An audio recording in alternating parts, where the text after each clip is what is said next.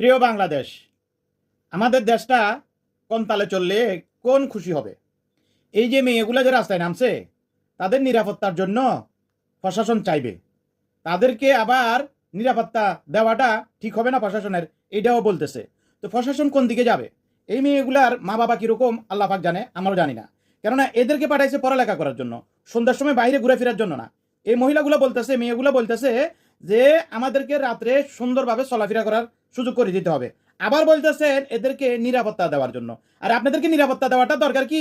আপনাদেরকে আবার ছাইরা দেওয়ার দরকারটা কি?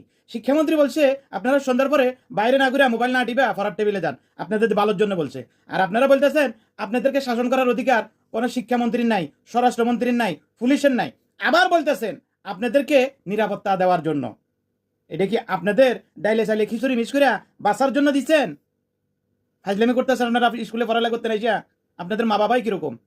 আমি যে কথাগুলো বলছি, এই যে মেয়েগুলোর কথাবার্তার জন্য আপনারা ভিডিওটা দেখেন, শেয়ার করবেন।